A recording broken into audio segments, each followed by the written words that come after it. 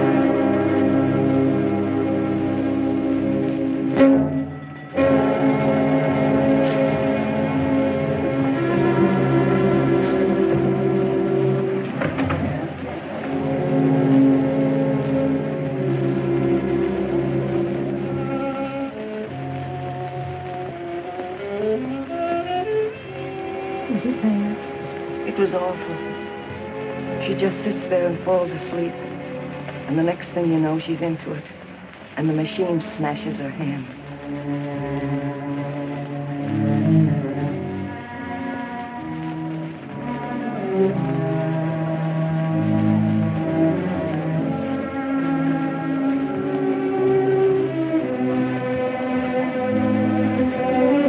Come on, all of you. Everybody back to work.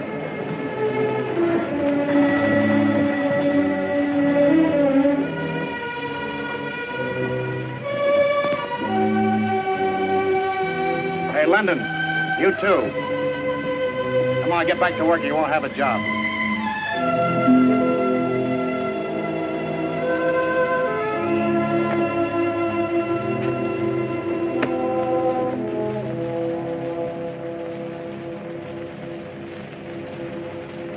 It could have been my fingers just as easy as that girl's. Lots of times I've almost dozed off and just caught myself in time. The rotten air and the noise that never stops. 12 hours a day beating in your brain. For 10 cents. 10 cents an hour. Oh, I know, honey, but things are bad all over. It isn't that, Mammy Jenny. It's just that people like us, poor people, have to work in filthy holes just to exist. And that other people, rich people, can have everything they want. Fine clothes and carriages, and not only things, but time. Time to live, and time to think, and time to learn. That's what I want, Mammy Jenny. Time. I guess you're right, Jack. Mammy Jenny, have you got any money? Well, I've got some. Some I've been saving. Would you lend it to me? What for? I want to get myself a boat. I can make money, lots of them, fast. Jack London, what are you thinking about? Oyster hauling. Oyster hauling? Oyster pirating, you mean? I wouldn't stay at it long, Mammy Jenny. Just a few hauls, and I'd have enough money to last me 3 months. A whole year, maybe. Then I'd be free to get some schooling. Don't you let me hear you talk like that. I helped to bring you in this world, and I want to see you grow up right so you'll mount to something. I ain't going to help you get in no trouble. I don't want to get into trouble. I'm trying to get out. Is it wrong to want to fight your way out? I'd pay you back. Every cent, more even. Oh, it ain't the money, darling. You can have all I got. But I couldn't sleep nights worrying over you. Oh, Jack, if anything had happened to you, I'd never forgive myself. Never mind, Mammy Jenny. Forget about it.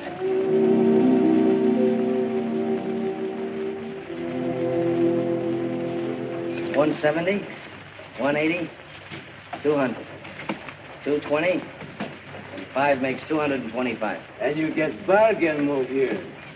I tell you straight, I hate to give her up, but I got chance to buy bigger boat. I've had my eye on her for a long time. I've been a fool working in those jute mills and canning factories. Well, come on, let's wet down the deal, right?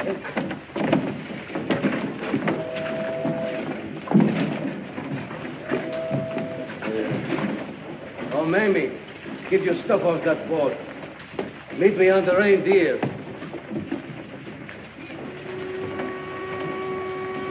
You know, you're going to like that boat.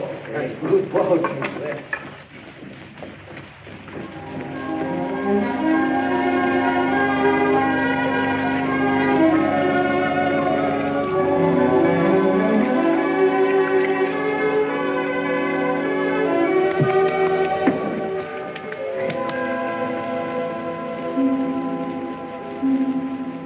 Hello. What are you doing here? Fell asleep below. You going in with French Frank? What's that got to do with you? Nothing. Only there's an awful lot to learn about oyster pirating. Who taught you? My brother. He was the best of them. Till he got a bullet in him. You're sort of young looking to be getting a bullet in you. Well, that's the chance you take. Hey, you shouldn't go out tonight. Why not? With the moon up? Oh, I'm not going out for ravens. Just like to try her out, huh? That's right. When you get a boat of your own, it sort of makes a man out of you, don't it? Sure does.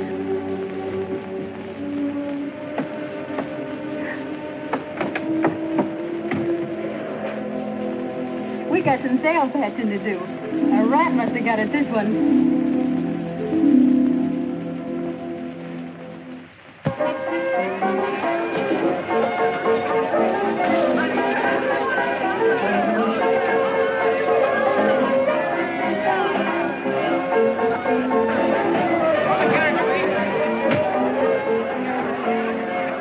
Hey, there's Scratch Nelson. Hi, Scratch. Hello, Jack. Hi, Mamie. How have you been? I haven't seen you around lately. Hey, what happened to you? Oh, I had a run-in with French Frank over the split. Well, a new dress. You everything. Skin out. Yes, sir. Mamie, the queen of the oyster pirates. Come on, let's sit down, huh? Yeah.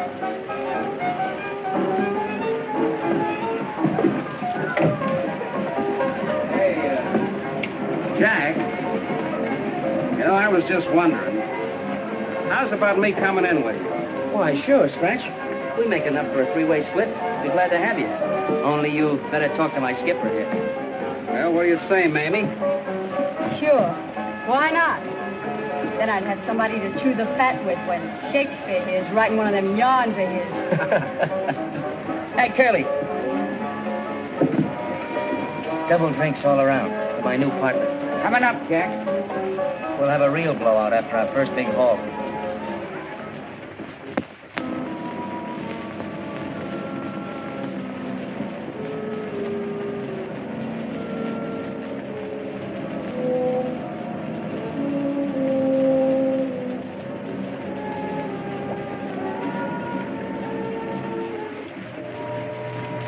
All right, Mamie, tie her up.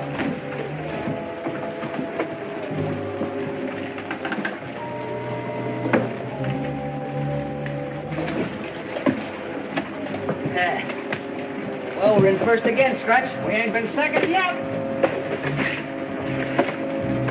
Here comes Frenchie. Coming in on a drag anchor.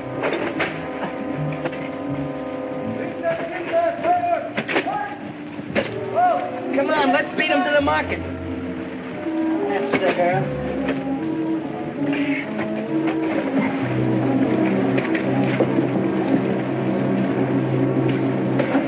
Keep up, boys. What do you think?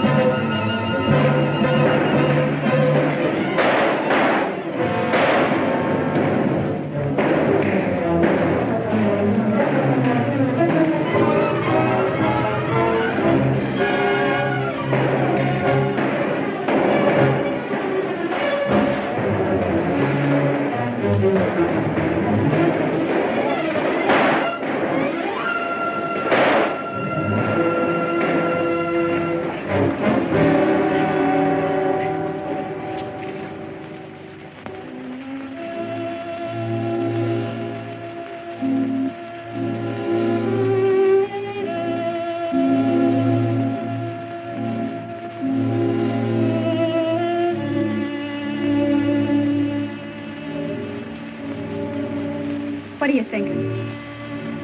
I'm thinking that one of these days it's going to be me laid out there on a slab, like a hulk, a dead fish, or worse, a 10-year prison stretch. Life, maybe. Let's go someplace, huh? I can't. What are you going to do? I'm through with this rotten business. Oh, don't talk like that, honey. You're just downhearted, honey. Now, what happened? And losing your boat. Isn't that? I'm through.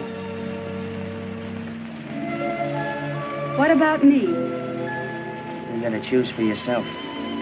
You bet your life I'll choose if that's the way you are. I'm sorry, but I got to. You're yellow. That's what you are. Quitter! Dirty, stinking quitter!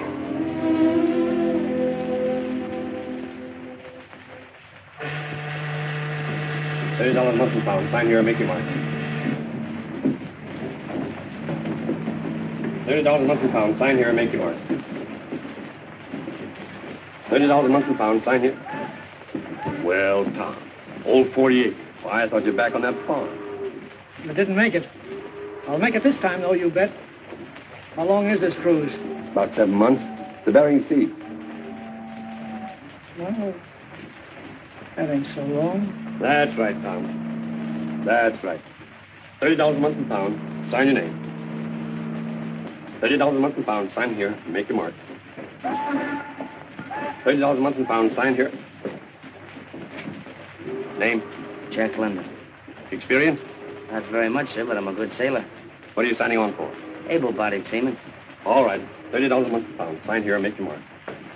He writes fine, just like a girl. $30 a month and pound. Sign here and make your mark. $30 a month and pound. Sign here and make your mark.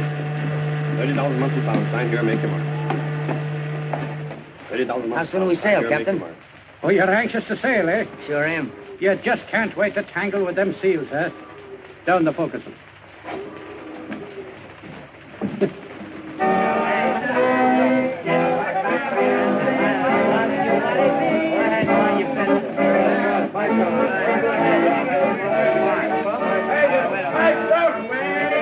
Help yourself, mate.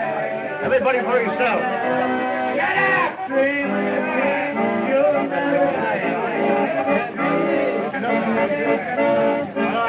You're going to like this old boat. I'm glad to be on it.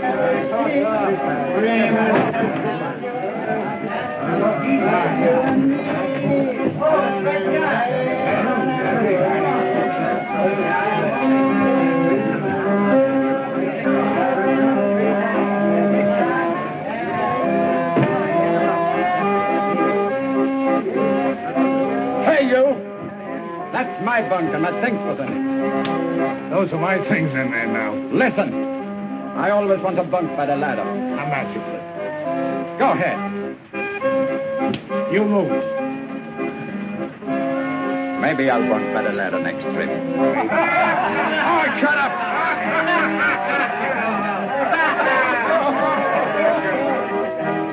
We're living in an old 40-acre. You mind your own business. Keep your mouth closed. How is the farm? Shut up!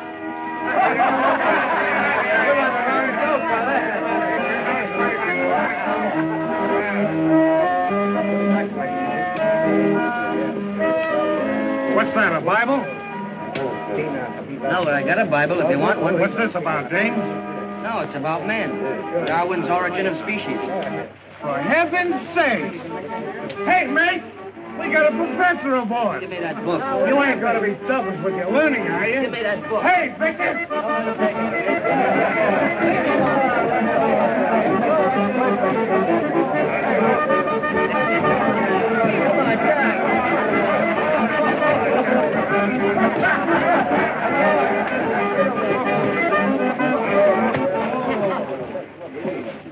That's something you won't get out of books.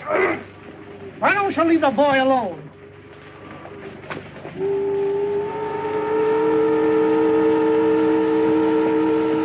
Let's finish the game. 300. 20. 30. Good. Yeah.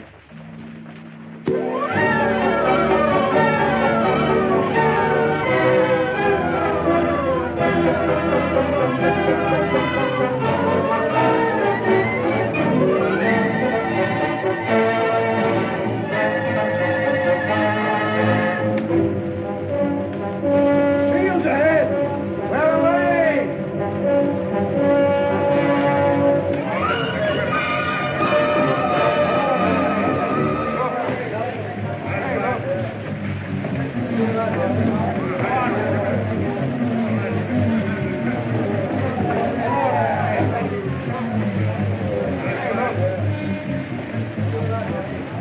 Somehow it doesn't seem right, killing these poor innocent seals, only to get a fur coat for some dame. Yeah, who's doing it for dames? We're doing it for dough. You mean we're doing it for dough to put fur on, James? Right? Well, I got one down in New Orleans, and I'm going to marry right after this trip. We're going to have plenty of kids, too. That's right, Victor. Yeah, the trouble is you'll never get past the first saloon. Not this trip. Boy, I'm going to save every cent I make this time. Yeah, like old Tom. He's always going to buy a farm. You mind your own business. Shut your big mouth. Yeah, why don't you leave the old man alone?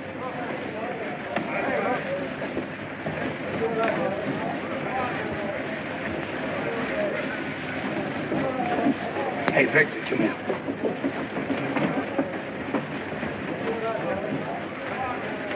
Oh, landlubber. Greenhorn. Hey, London. What'd you do with that whetstone? I left it at. Well, get it, will you? This knife of mine won't scrape a seal's eyelid.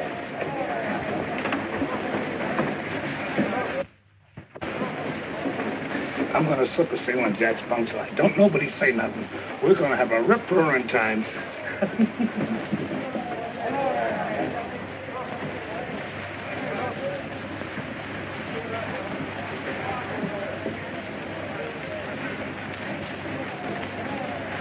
Hey, where you going with that? She's got a date slam. Don't nobody say nothing.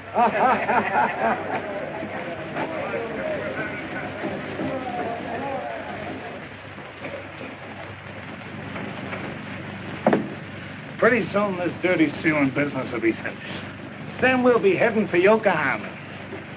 You ain't never been there, have you, Jack? And what's it like? Just imagine who was here with a flock of geisha girls swarming all around. Geisha girls, huh? Just like any other girl, only better in some respects. That sure sounds great. I wish it would happen soon. It'll be soon enough. You got an experience coming that you'll never forget. Never. Sure sounds wonderful.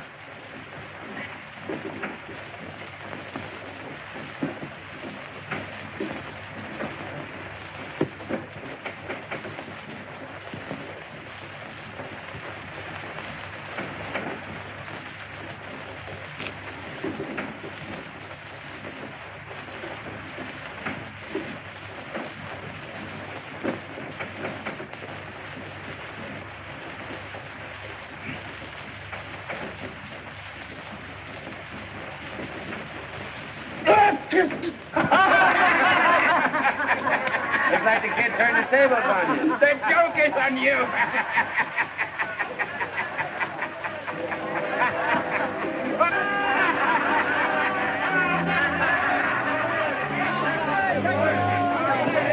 Jack! Better get out of here until he cools off. Don't let him get away.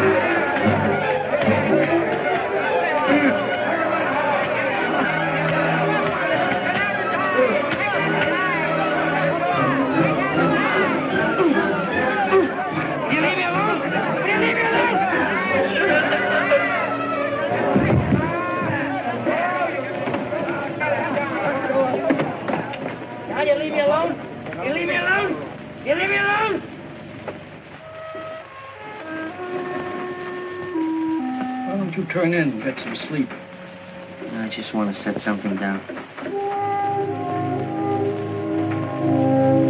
Not a man, but a beast. A wolf. A sea wolf. That's what we all are. But it's the sea that makes us that way, son. Cooped up here like a lot of animals, doing the same thing day after day, thinking the same things night after night. No wife, no kids, nothing. Just dreams. Pretty soon we'll be back where we started from. And then you'll see. The big pail will go in the night. And the dreams will go in the night, too. Then we'll sign on again and it'll be the same thing all over. Not me. I'm going to be a writer. What are you going to write about? About all this, I guess. Only sometimes I worry about words. I don't know enough about words. Well, keep digging, kid. They'll come to you. And when they do, weave them. Make everyone count. I don't know anything about writing stories, but it seems to me it ought to be something like, well, like making a good net. Make every string and every knot mean something. And when you've got them together, make them hold. Make them strong.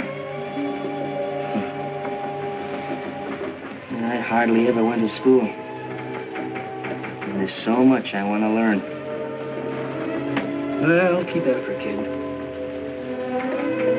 Just steer a straight course. Keep that slush light burning.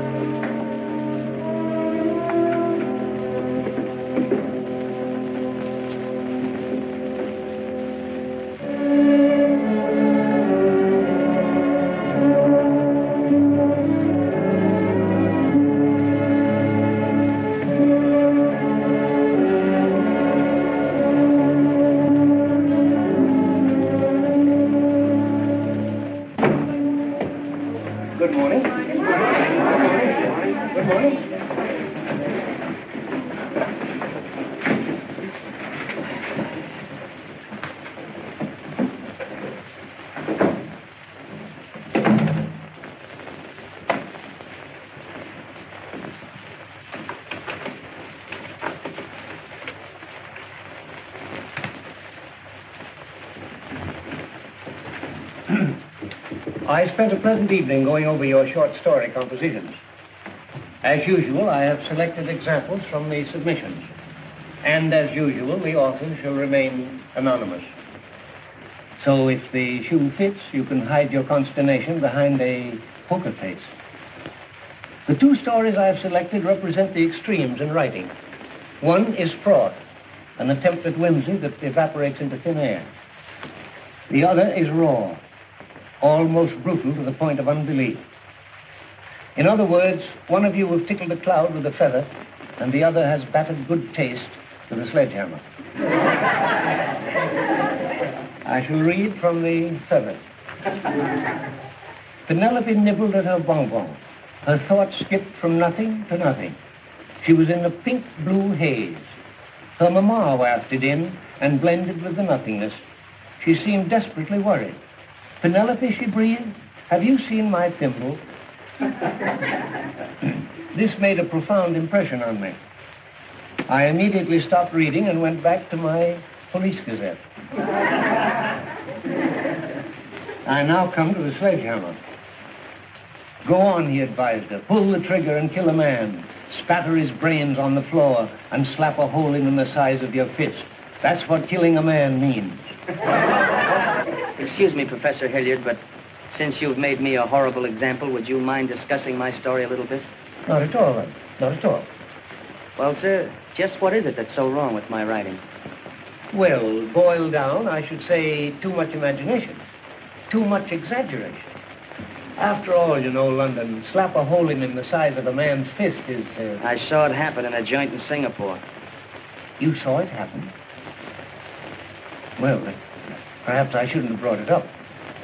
You see, Professor Hilliard, I've only written about what I saw. It seems to me there's nothing wrong in writing about life and truth. But do you think you'll get very far writing about poverty, cruelty, brutality? It's my experience that they exist, sir. And if I could put them down on paper so people would think about them and try to destroy them, then I'm doing something. Now we're coming to it. Do you want to be a writer or a crusader? Well, I don't know if I'm capable of being either. I knew when I came here that I was different from the rest of you, but that didn't stop me. Your entrance exams almost did, but I crammed myself with what I needed to get by.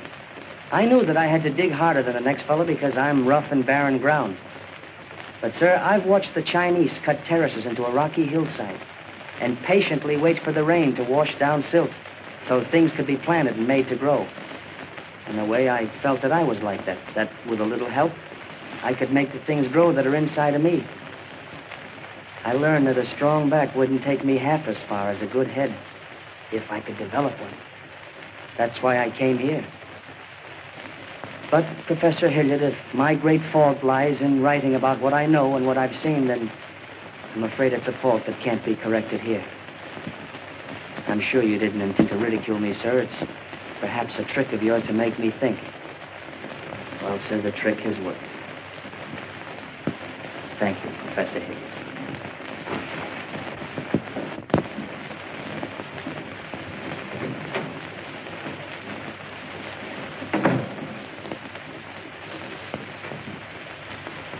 You have just witnessed an unusual display.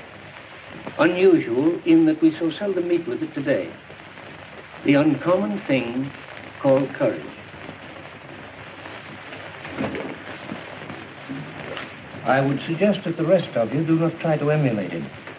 It takes a lot of intestinal fortitude, for which Mr. London undoubtedly has another word.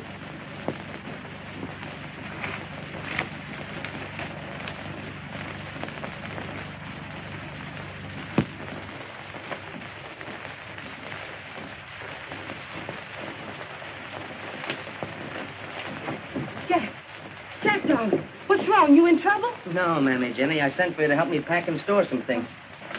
Pack and store? What are you talking about? I'm going away, Mammy Jenny. I don't know when I'll be back. Oh, quit being foolish. What about your schooling? What about your writing? There goes most of it.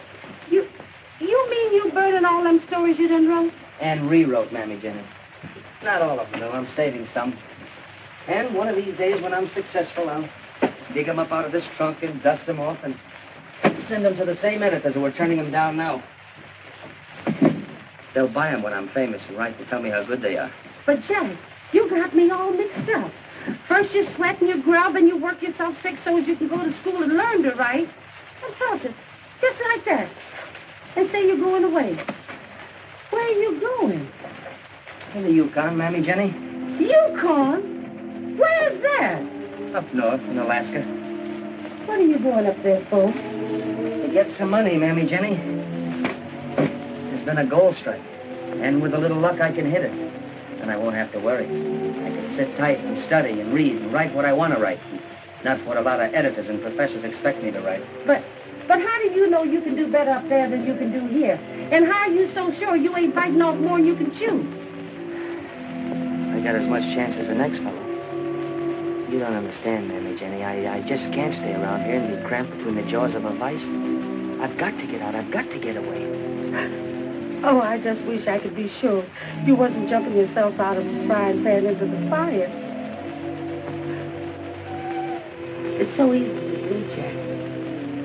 But there's very few people that can jump out of the fire back in the pan again. Nothing could be as bad as the fire that's burning inside of me now.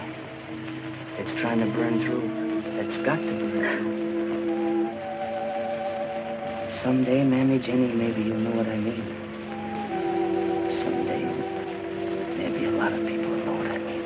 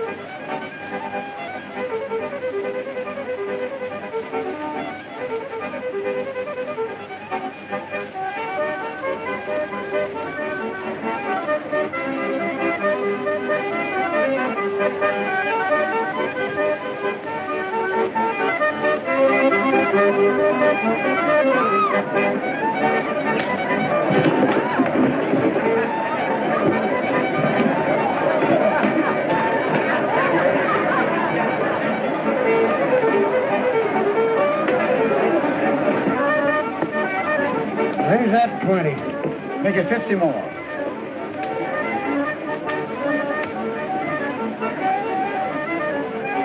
And 100. That's not too much. Recall. 200 more. All that. Come in, Charlie.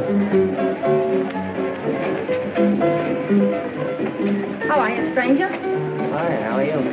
Finding home for your best gal? Well, just jotting down an idea. There's a sourdough over there biting his fool head off. It's all wrapped up in rabbit's feet. That's not Luke Lanigan. That's the end of the poker game, boys. Now get back to the bar and I'll buy it for all of you. Give me anything you want, Al. Get out the bar and I'll buy it. Hey, Freda. I just want to claim worth $1 million. Imagine that time I was trying to bluff me out of a pair of deuces. Come on, baby, I'll buy you the joint. Oh, I'm busy. Can't you see? Well, don't give me that now. Look, rabbits. You promised me if ever I won you... Let me go. You heard what she said, didn't you? Some other time. What happened? What did that Oh, it's a good thing I blocked that. Oh, what's the difference? Come on, I just made $1 million. Everybody's at the bar. Oh, let's have a bar. Quite a character. Say, where are you from? California. You from Spain? From Greece. Oh. The Isles of Greece, the Isles of Greece. Where burning Sappho loved at sand. You know your Byron. Say, what's the name? Freda Maloof. Freda from Athens. Freda, do you remember these famous lines? Oh, maid of Athens, ere we part, give, oh, give me back my heart. Why don't you stay here for a while? Rest up. We could have a great time together with Byron and Shelley. Well, maybe I will.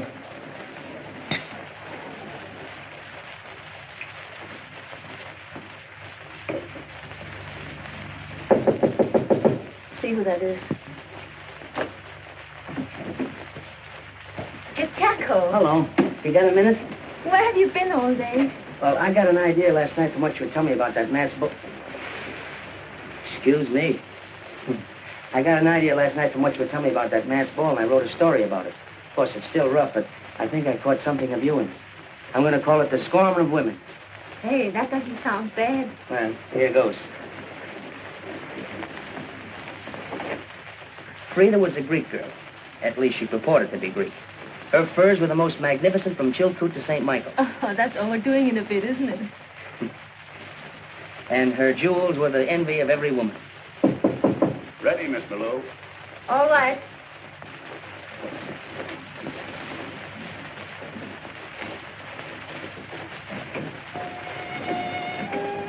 Are you going to come and hear my number? Sure. I want to fix this first.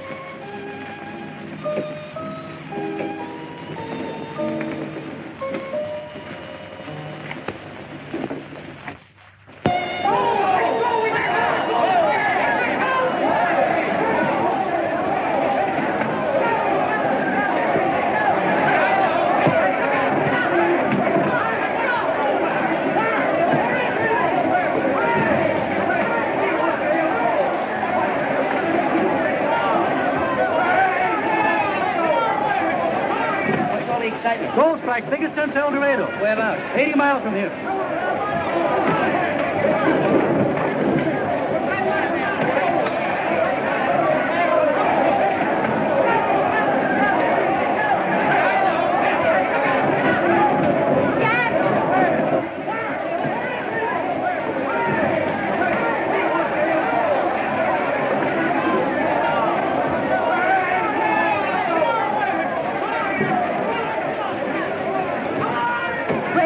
There's been a gold strike 80 miles north of here. Oh, but you're not going, are you? Well, sure I am. Oh, listen to me, Chaco. You haven't got a chance out there. I know this Yukon game. You'll muck in the grassroots till your heart breaks, till you rot of scurvy on the trail. I know, but... Believe me, in the end, the winner is a loser. All the money comes here. It stays here, right here in Dawson. Thanks, Freda. I don't think I'm cut out for this stuff. Oh, ideals. Listen, I gave up $1 million for you last night. Doesn't that mean anything to you? Everything beautiful. Oh, Chaco. I'll think of you on the trail, Freda. Byron and Shelley under the stars. I wish I was back here with you.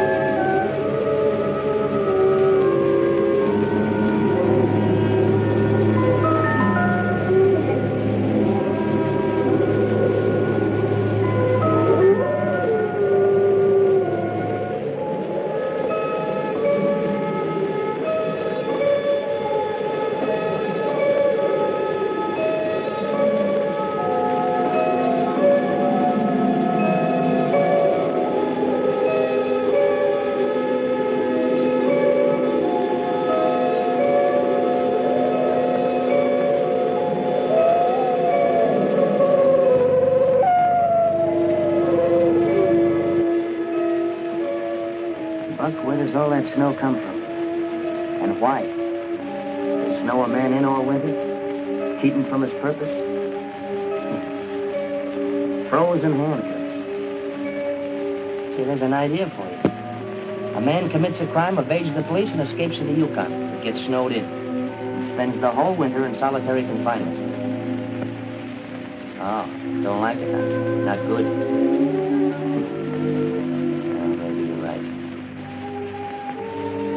Well, let's light the lamp and spend a cozy evening working.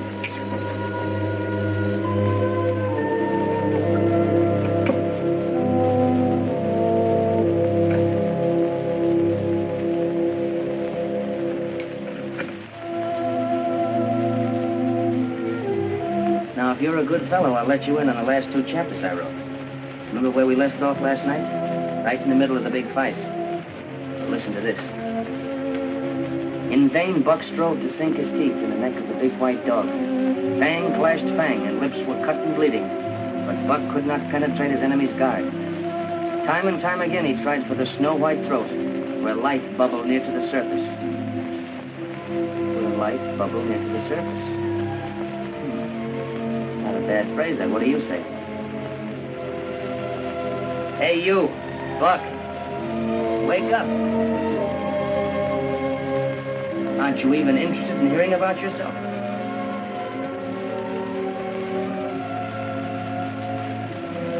You're a lazy dog.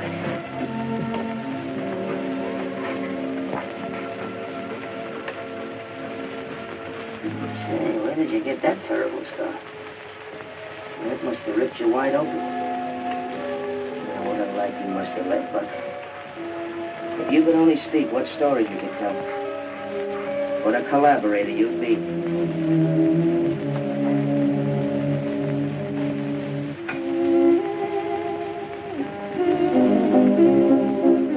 Thank you, Mr. Brett. There's only one little point, Mr. London, that, well, I'm not awfully keen about. Oh? What's that? The title you've chosen. The Call of the Wild? Why, that's a wonderful title. It's the whole idea of the story, sir. I wouldn't change it for the world. A dog reverting to the primitive, just as a human being under hardship and brutality reverts to the wild. Well, it's your baby. I'm only the godfather. I'd like to change it for you, Mr. Brett, but that's its name. It was born that. All right, George. Thank you, sir. Now, shall we go? Sometime you must tell me how it was born. Writing like that doesn't come out of nowhere. It came out of the Yukon. And unless I miss my guess, it's going to mark a milestone in American letters. A story about a dog? A dog, huh? Here you are, Mr. Brett. Thank you, Jenny. That's what it's about, sir. It's about life. You said so yourself. It wouldn't surprise me if the critics hailed you as the Rudyard Kipling of this country. Kip? He's always been my idol. He was mine, too, until, well, quite recently.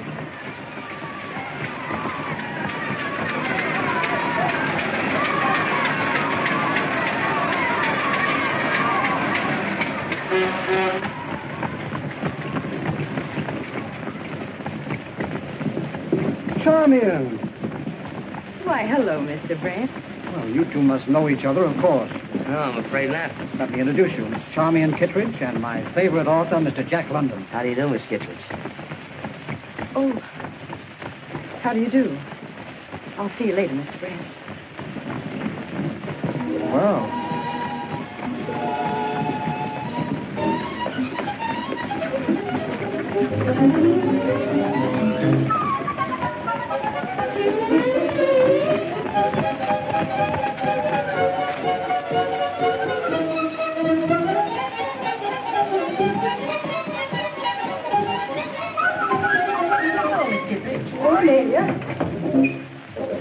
Pardon, did you wish to see someone? You must excuse me for trailing you here, but I had to ask you an important question that just couldn't wait. I can imagine why you're really here. I want to apologize to you, Mr. London. Apologize? Yes. I was in such a hurry to... I'm afraid I was a little abrupt on the street just now. Abrupt? I'm glad you didn't notice it. I have to get to work, but I'm happy you gave me this chance to explain that I didn't snub you purposely. Of course you didn't. Why did you snub me? Purposely? But I assure you I didn't. You snubbed me. Purposely. Believe me, Mr. London, I didn't. Purposely? But everyone says you're going to be a gold mine to the firm. I wouldn't dare snub you. Why, what would Mr. Brett say? Purposely. Mr. London, if you're not going to believe me... Pardon me, Miss Kittredge. Mr. Brett wants to see you right away. And may I offer a couple of words of advice? What? Don't go. No, you stay here. Let me go. I'll explain to him and tell him it's all right as far as I'm concerned. Thank you, Mr. London, but I happen to be quite capable of taking care of my own affairs.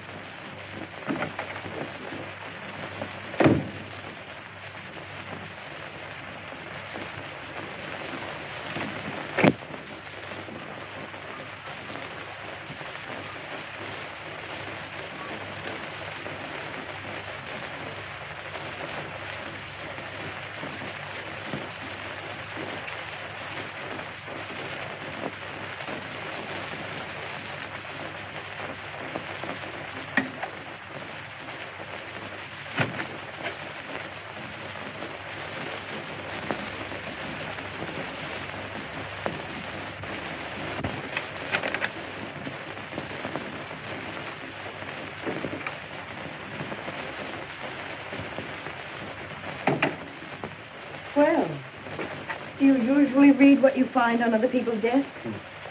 I have no compunction about reading my own manuscripts. But I do wish you'd consult me before making additions. Additions? Yes, for instance. Once in 10,000 times, a manuscript appears from an unknown author, which is a masterpiece. The Call of the Wild by Jack London makes a reader's life worth living at last. Thank you, Miss Kittredge. P.S. Unless you want to lose your favorite reader, never introduce me to Mr. London.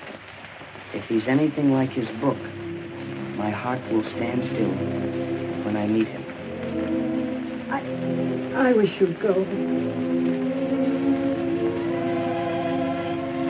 Did Mr. Brett rake you over the coals? No, it isn't, Mr. Brett. It isn't you. Maybe it's myself. I don't seem to know what I'm saying, do I? I guess I'm babbling. Mr. London, I assure you I'm not this sort of person at all. I don't know what kind of a person you are, Miss Kittredge, but I do know you're a person.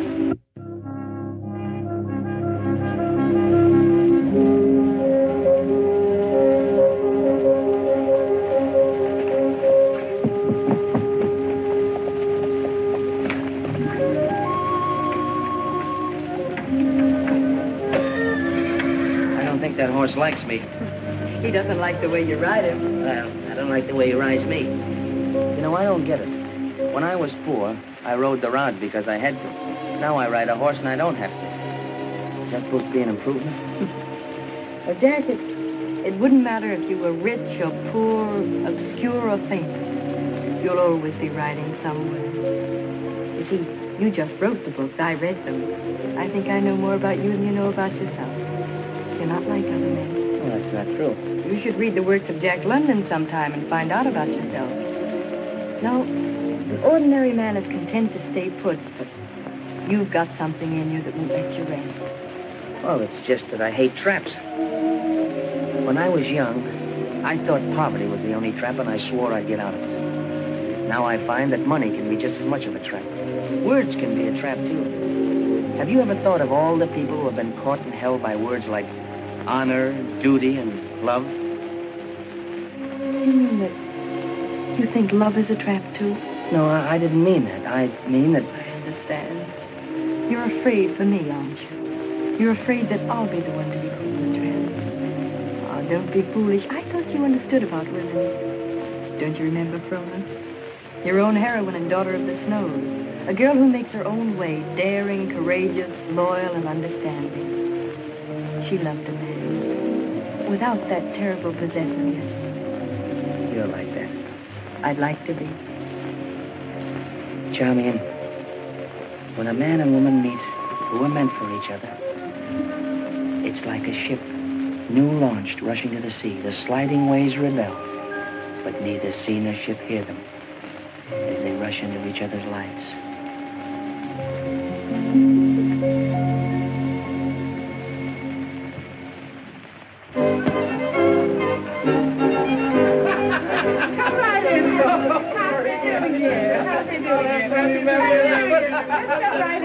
Happy New Year, Mammy. Happy New Year to you.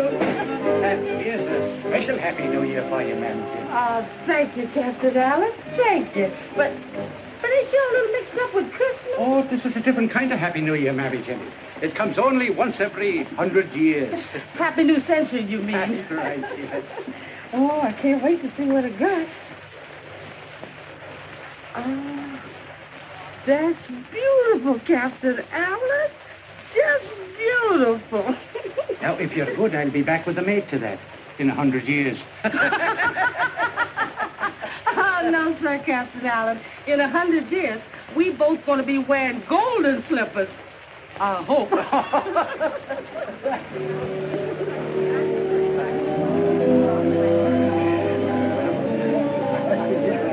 But, gentlemen, there's never been a century like it. When you think of the progress we've made in culture, in industry, the comforts we enjoy, electric lights, the telephone. And don't forget those horseless carriages.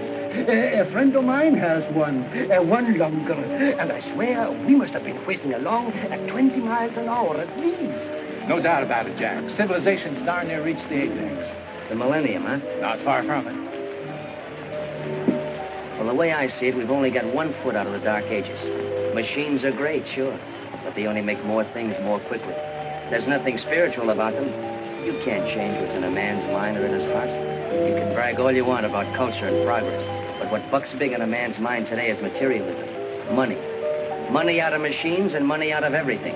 That's what rules this world today, greed and selfishness, in people and in nations.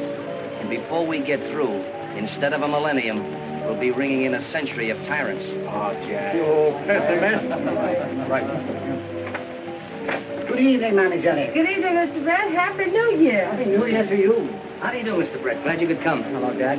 Jack, I took the privilege of bringing a friend of mine, Mr. Kerwin Maxwell. How do you do, Mr. Maxwell? London, I've been wanting very much to meet you. Oh, thank you, sir. Oh, I'll take those, Mammy Jenny. Now you can go back to your decorating. Yes, sir. You're having quite a shindig, aren't you? Yes, why don't you go in? You know everyone. Jack, Mr. Maxwell would like a word with you privately. Something rather interesting. Oh? You'll forgive my barging in on your party like this. That's quite all right, sir. Glad you could come. Sit down? That one? No, thank you, sir. I'll stick to these. What I want to talk to you about won't wait. Oh? What is it? How would you like to cover the Boer War for my paper? The Boer War? Yes. There's nothing I'd rather do, but I've never done any newspaper reporting, much less war reporting. Very modest, Mr. London, but I've read your stories. You have the gift of setting down what you see. That, in my opinion, is the quintessence of good reporting. Oh, thanks. Thanks very much. You'll have to leave immediately for London. From there, you go to South Africa. What do you say? I'd like to, but... Will you excuse me a moment?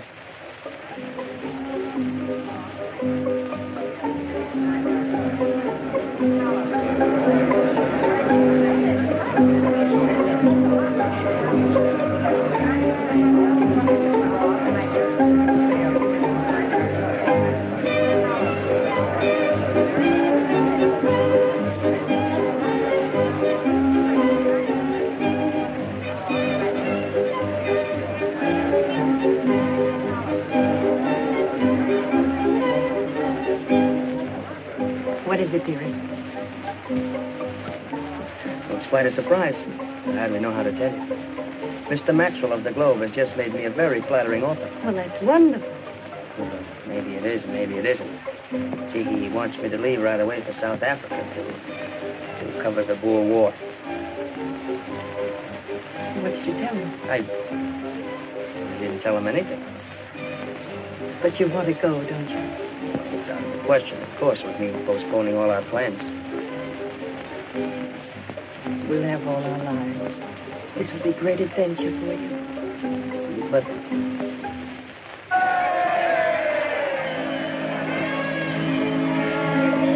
Happy New Year. sweetheart.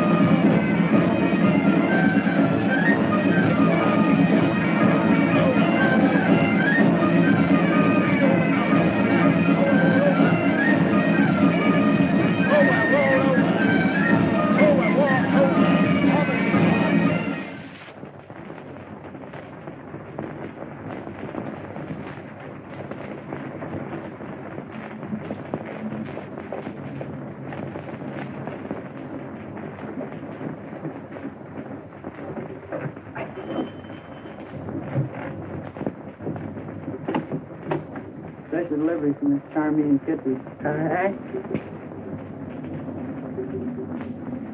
Thank you, sir. Oh, Miss Charmian. Miss Charmian, here's a letter from Mr. Jack. Return address, Port Said. Oh,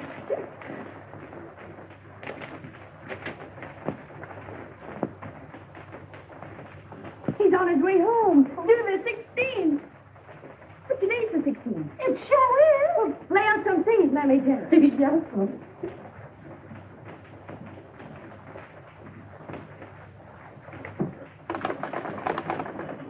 Mark it 9623, please. An outline. Could you please tell me what time does the Cambria get in? Why, the Cambria docked 2 hours ago. Thank you.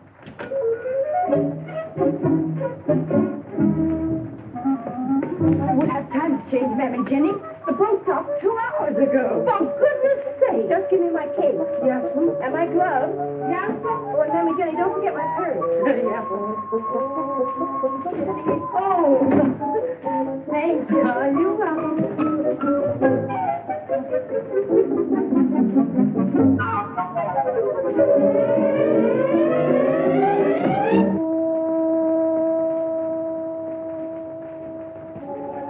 You're as lovely as I knew you'd be. Jack.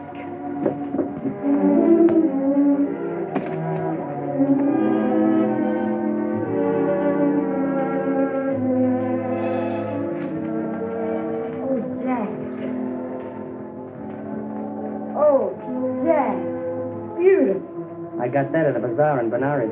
To tell you the truth, I wasn't going to buy it, but you put up such an awful fuss. I. Everywhere I went, you were right with me, Sam. Now you really do. For keeps. Nothing will ever take me away from you again. Nothing, darling. You still want to marry me? Tomorrow? And tonight we celebrate.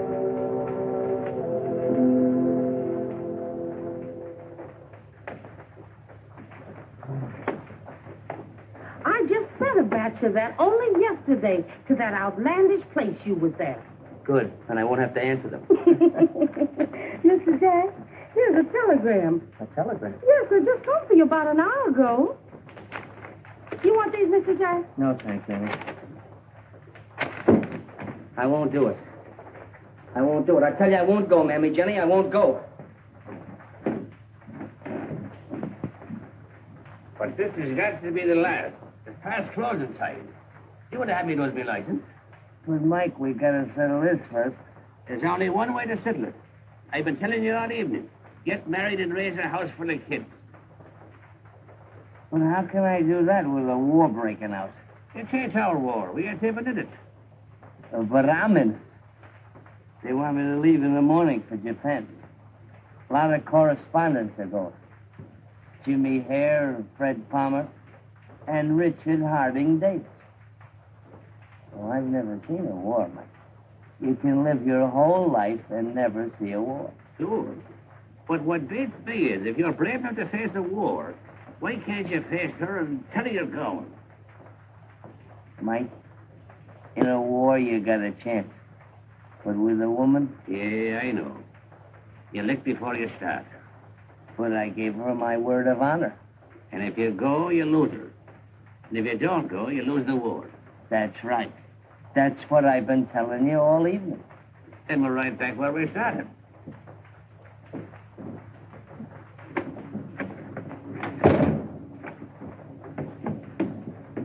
Night, Mike. Thanks. You've been a big help. Better stay home, Jack, and raise them kids. Now, don't start that again.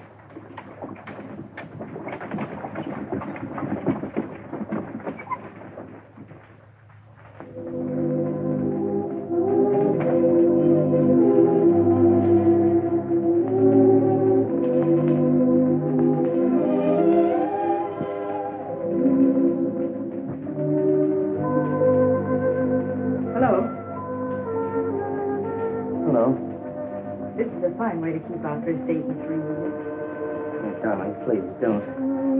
Could you? Well, I was detained. How? Where? Well, I received a telegram from Mr. Maxwell, and I had to go see him about it. Can you imagine? He wants me to leave for Japan.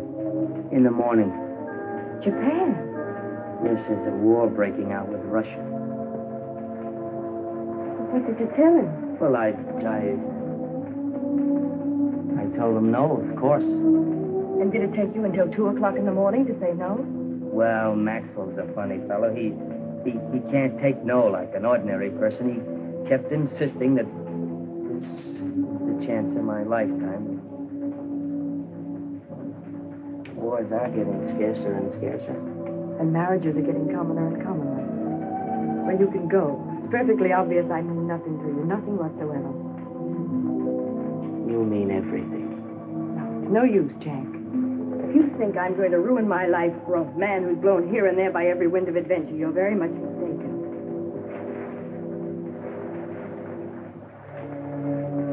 I won't let you go. Even if I was a little tempted by Maxwell's offer, which I don't admit, you come first. I love you, darling. And I swear I'll never think of leaving you again. Promise? My sacred word. Your bags, Mr. Jack, all packed and ready to go.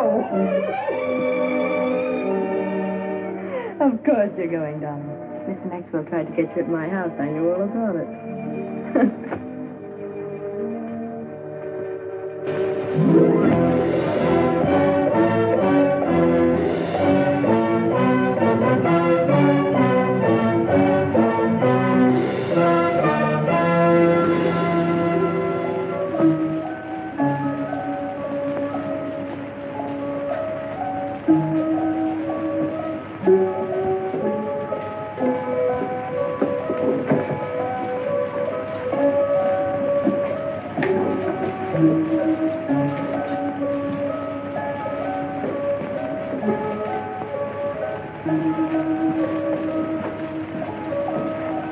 They're suddenly breaking their necks to make us comfortable. You can have it. Cases and all. What I'd give for a steamed beer and a corned beef sandwich. Looks like you're going to have it. They're concluding peace negotiations right now. 7,000 miles to Tokyo, and nothing to show for it but a nice hot belly for washing rice down with sake. You can't tell. As long as those skirmishes on the Korean border keep up, there's They no don't telling. mean a thing, Dick. Just saber rattling to scare the Tsar into conceding some point or other. Maybe. Well, I'll string along with Davis. Russia doesn't want war, that's a cinch. And if these boys want peace, why are they sending troops into Korea? Who said they are? I say they are. I was down at the waterfront this morning. I'll break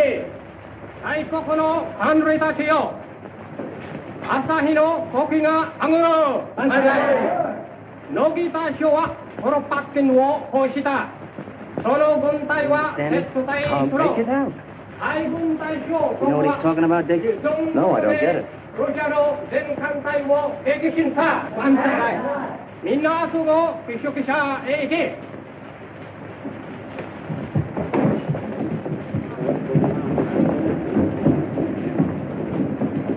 Say, just a minute. What's all the excitement? I have the pleasure to report that our honorable Navy has just sunk the Russian fleet at Port Arthur.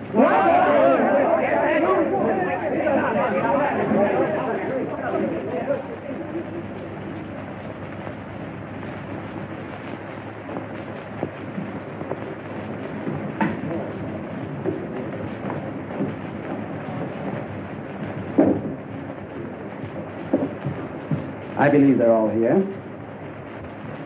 I deeply regret that I cannot grant your minister's request that you be allowed to go to the front at this time. Personally, I have no objection. But unfortunately, such permission must come from a higher official than I have the honor to be. However, I will use my humble persuasion in an effort to make your desires possible. We shall arrange a banquet where perhaps you will meet the official who can grant permission for you to go to Korea. A banquet won't bring us any closer to the front. We're all accredited correspondents, Mr. Hiroshi.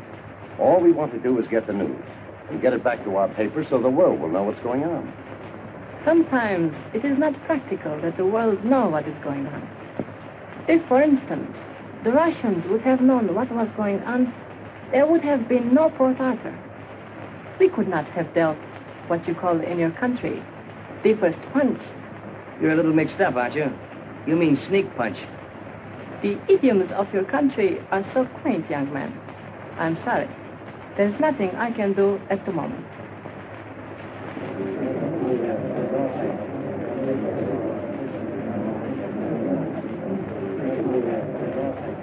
that young man? One of our new writers. Very brilliant and very popular.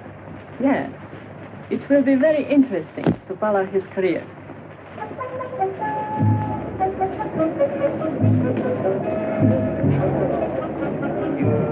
Hey, Jake, what are we going to do about this? Well, there's no use of arguing about it. We're in the same predicament as the girl who was told she could go swimming, but not to go near the water. Well, I'm going near the water. I don't care what that little sawed-off runt says. Permission or no permission, I'm going to Korea. Jack, that's being plain bullheaded. I've been in the game too long. You can't get out of Tokyo without official sanction. Dick, I'll bet you $100 I can get to the front. I'll bet you $100 you won't. You're on. Hey, Jack. Good luck, Jack. Good luck, Jack.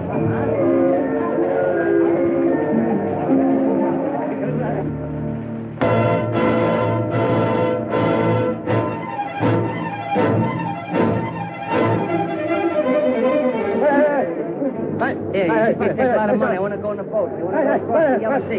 Hey, you take a lot of money. See, plenty of money. Here, you have the money, huh? Across the yellow sea, huh? What? Hot?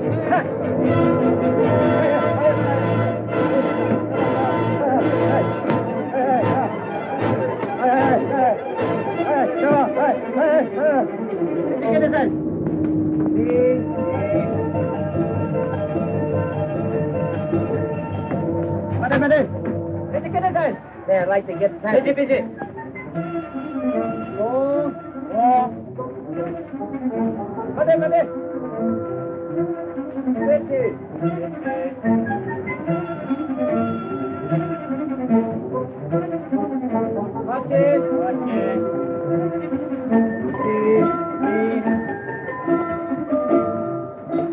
Look, I'd like to get passage. I want those sampans across the yellow sea. No, can't do.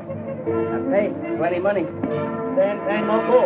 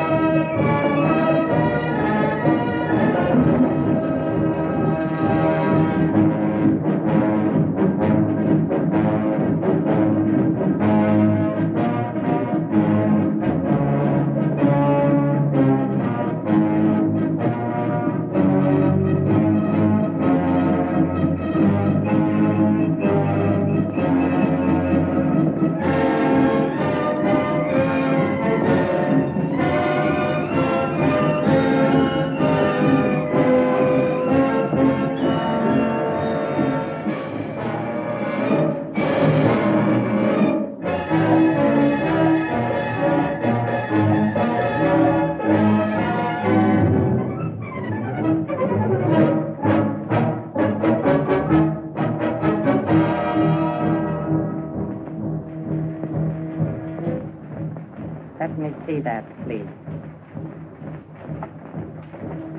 I'm an American war correspondent. Yes, but this is a forbidden zone, and pictures sometimes fall into the wrong hands. Wonderful. Very fast lens, I imagine. Let me congratulate you. Let me congratulate you on your knowledge of my language. You must have spent some time in America. Yes, although I learned my English at Oxford.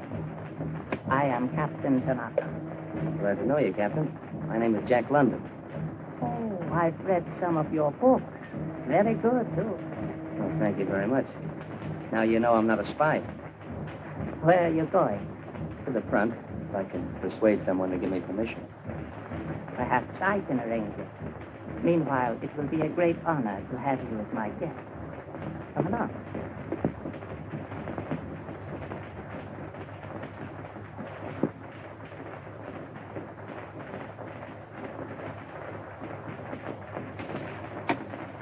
Better try some of this excellent caviar. It will do much for your appetite. No, thank you. This is fine. This is a nice, cozy place you have here, Captain. I believe in comfort, Mr. London. Especially when our enemies are gracious enough to possess good taste. As we go deeper toward Russia, I expect to add to my collection. Is this part of your collection? No, Mr. London. This is a game we've devised, which has become very popular in my country. We call it Sinonde. Sinonde? Literally, that means patience. But you might even call it destiny. Now, this little contrivance here, I call Yongencha, the prophet, since it foreshadows coming events. Interesting, is it not? Yes, very interesting, Captain. You see, Mr. London, this is not only the rising sun, it is also a wheel, the center, or hub of which, is Japan. It's a very unusual map you have there, Captain Tanaka. Yes, our eventual sphere of influence. Here, I shall show you.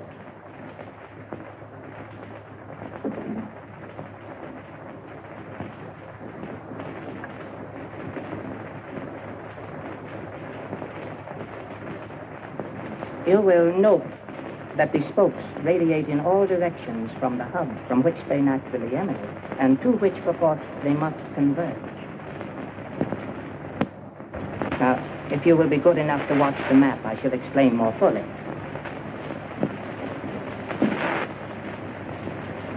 Here is the theater of our present operations. But tomorrow, as you shall see, we will have crossed the Yalu River. And soon we'll have all of Korea. A stepping stone to Manchuria. Manchuria?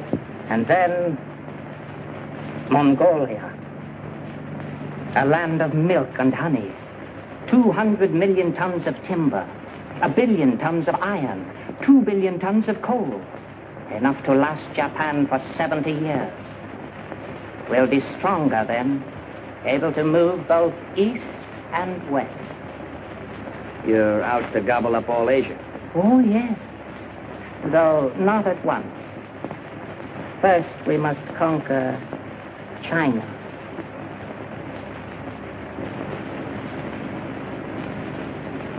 It sounds a little bit incredible. But entirely logical, I assure you. Oh, won't you be seated, Mr. London? Thank you. You see, a policy of peace is quite impossible for Japan. England can afford to pursue peace and develop trade relations because she has India and Australia to supply her with foodstuffs. So can America, because of South America and Canada. But in Japan, our food supply decreases in proportion to our population, you understand. If we merely hope to develop trade, we shall be defeated by England and America. In the end, we will get nothing. That is a mathematical certainty. We've got to control China. But in order to control China, we will have to crush your country and England. That may take many years, of course. 50, 100 perhaps. But it has all been carefully planned, scientifically. The rising sun has a destiny. Her expansion is inevitable. This, the taking of Korea, is only the first step, the first act of the drama. But the play is on. The curtain is up. And it will ring down, you'll see, upon a Japanese world. Why are you telling me all this? Why not? You'll not believe it.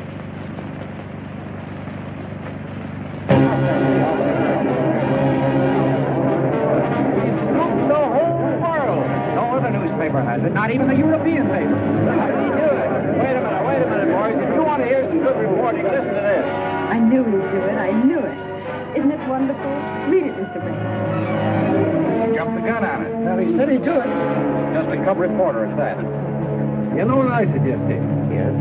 That we draw up a petition to the Japanese government, protesting, demanding that London be ordered back from the front, or else that we be granted instant permission to leave. I second that idea. We'll all sign it. You write it out, David. I'm as mortified as the rest of you celebrated war correspondents. Being scooped by a novice. As a matter of fact, I should feel worse having lost $100 to boot. We all had the same chance to get to Korea at the risk of our lives. To my mind, we should draw up a commendation to a very courageous newspaper man. I suppose you're right, if you look at it from that point of view. I propose a toast. As a matter of fact, I read it in one of London's books. Here's to the man on the trail this night. May his grub hold out. May his matches never miss fire. Yeah. I'll drink here.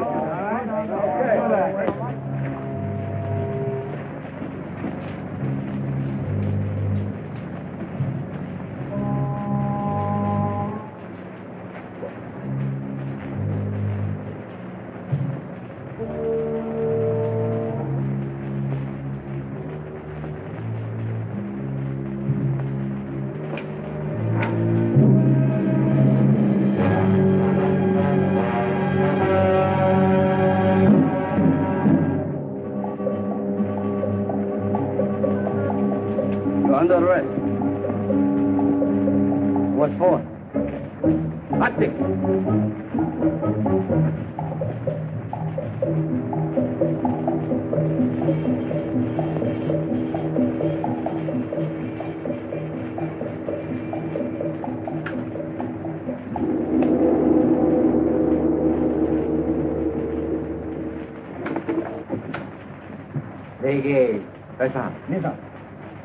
Take off hat.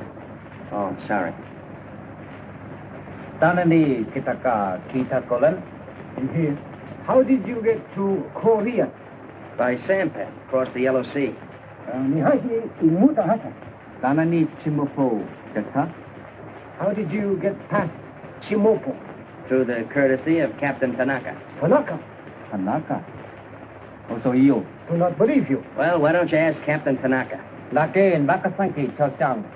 Why did you take pictures in Nagasaki? Why did you take pictures in Nagasaki? I was never in Nagasaki. Inoda-san, Nagasaki Kishon-san. Also you. Japanese customs differ from Americans. Therefore, you must not tell any lies. Ikito? Yes. General, it's all true. Good, good. You stay in the jail. Hey, now, wait a minute. You can't do this. I'm gonna...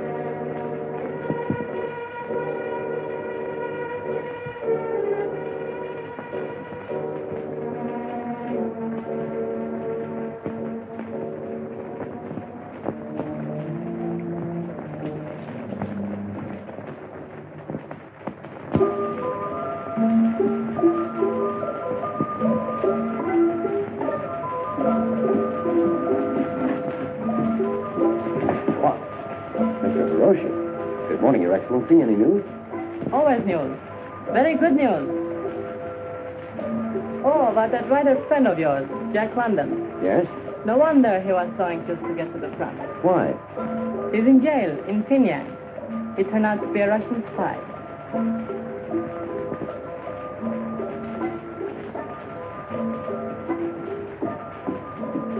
Table blank, please.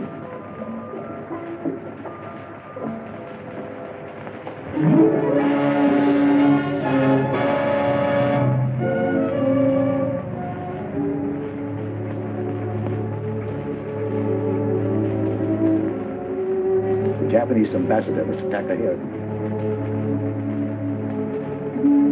You wish to see me, Mr. President?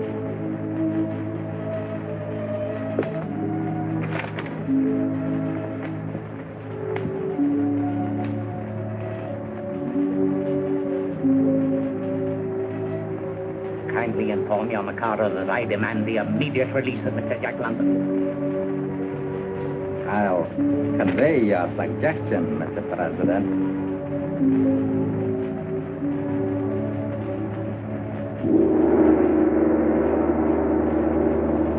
Dogen,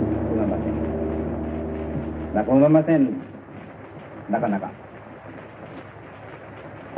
General Fuji say he very sorry. His most honorable ancestors very sorry. Me very sorry too. Sorry you have been detained. He say he find out you very truthful young man. Nepon Beikoko. Wayoi Kokage. He say our most honorable country and your most honorable country always a most honorable friend. Well, that's just dandy. Now, tell General Fuji to give me my honorable camera. Nasi Hoganashi Ikato.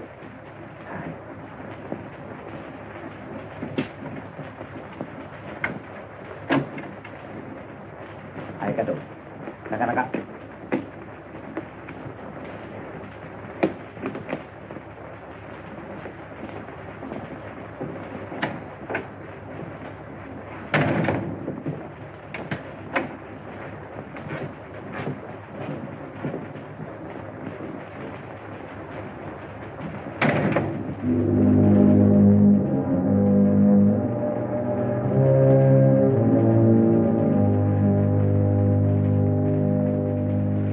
Japanese peril. The brown beast. Asiatic dream. Great writing, Jack. Great. But good heavens, man, you don't expect me to publish these things. Why not? Because you're known for good common sense, for hard facts, for the truth. Now, who do you suppose is going to swallow this stuff? A big truth is more difficult to swallow than a big lie, but it doesn't make it any the less the truth. I didn't write these articles for fame or money, Mr. Maxwell. I wrote them because I felt it was my patriotic duty, and it's your duty as a publisher to print them. I'm sorry, Jack, but I can't. For two reasons. First, you've nothing to substantiate the charges you make against Stan. But I saw it with my own eyes. Japanese treachery, Japanese barbarism. I've told you the hours I spent listening to Tanaka. An army captain, a madman, most likely. Genghis Khan was a madman, most likely. So was every conqueror down through history. And second, and most important, Japan and this country are friends. Japan is one of this country's best customers. We do billions of dollars worth of business with her, and you insult her at every turn. Well, look, you see here, the Japanese race has embarked on a course of conquest, the goal of which no man knows. That's right.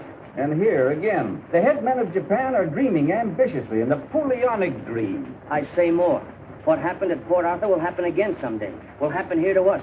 When the Japs beat the Russians, they conquered the white man for the first time in history, and they mean to go on conquering them. Someday the white man's dream bubble of peace with Japan will be punctured. But one country at least won't be surprised. That country will be Russia. She was wakened from her dream. We're still dreaming. Dreaming. Why, Jack, you're cuckoo. Those sawed-off little runts from their papier-mâché island, why, we could lick them with one hand tied behind us. Mr. Maxwell, if Jack feels so strongly... Don't argue with him, Charmian. I'll get this stuff published. I'll yell it from the rooftops. Come along, dear. All right, you old firebrand. But nobody will believe you. No reason. It's not the truth he's worried about. I proved that to him. It's money. $2 billion worth of business. Sure. Lull yourself to sleep, then your little brown customer sneaks up and slits your throat. And he says they won't believe me. Maybe they won't believe me. course they'll believe you. Darling, everything you write, everything you say rings with truth. It's real and honest. It's you. It's the spirit of Jack London.